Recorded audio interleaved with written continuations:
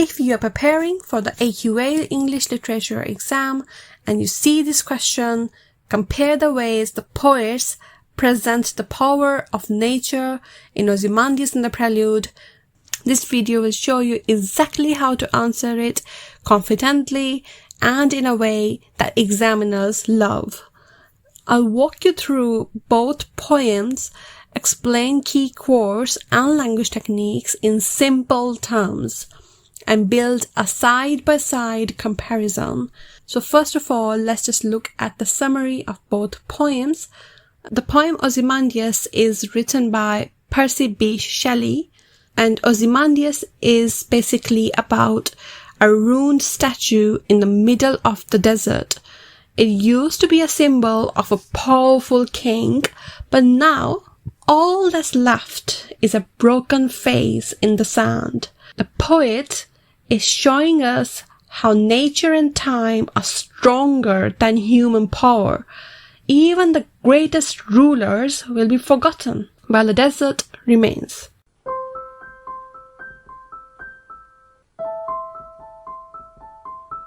Now let's look at the Prelude, which is written by William Wordsworth. In the Prelude, the speaker rows a boat and sees a huge mountain rise in front of him. At first, he feels powerful, but then nature seems dark and scary. Wordsworth uses this to show how nature is massive and mysterious, more powerful than we can understand. He's not talking about kings or rulers. He's talking about how small we feel when nature shows us its true strength. So to compare both of these poems, Ozymandias and The Prelude, we have to come back to the question and just look at what we have to compare. So the question asks us to compare the power of nature. When you're asked to write about power of nature in poetry, whether it's in The Prelude, Storm on the Island, or Ozymandias, don't just think, oh, nature is strong. No, that's too basic. Instead, I'm going to show you exactly what kind of things to look for so you know how to understand the theme properly. Pick out the right quotes and plan a brilliant comparison. So first of all, ask, what kind of power is this? Not all poems show nature as powerful in the same way. For example, in Exposure, nature is violent and deadly. In The Prelude, nature is beautiful but terrifying. Always ask, is nature attacking? Is it spiritual? Is it mysterious? Is it bigger than human pride?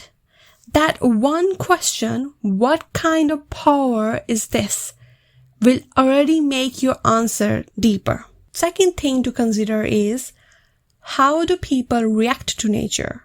Think about the people in the poem. What's their reaction to nature's poem? Do they feel afraid, like in The Prelude?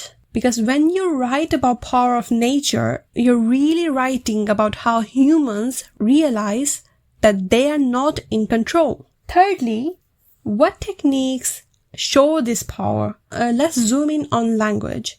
You want to look for how the poet shows power. Some of the great techniques to look out for are these: personification, making nature act like a human or a monster; imagery, strong visual pictures like lone and level sands; repetition, like huge peak, black and huge. Overall, this repetition is there to represent fear. Then you need to consider structure and form. Does the poem change mood? Does it flow or break? Ask yourself, does the technique make nature feel alive, endless, dangerous? That's what examiners love. The fourth thing is, what's the deeper message? What is a poet trying to say about nature and power? Shelley believed nature outlives human kings. Wordsworth believed nature teaches deep emotional truths. So your job is to connect the poem to a bigger idea. What does this poet believe about the world? Why are they showing us that nature wins in the end? Now you're ready to plan after you're done asking yourself and trying to figure out what kind of power is this? How do people react to nature? What techniques show this power? What's the deeper message? Then you're ready to plan a comparison. Hopefully this was helpful in finding out how exactly to think about a question when you're thinking about comparing between two poems in GCSE. I will release a full comparison essay plan for this question. If the link is not given in the description of this video for that essay plan, then follow for more and turn on that notification bell so that you don't miss it out. Thank you so much.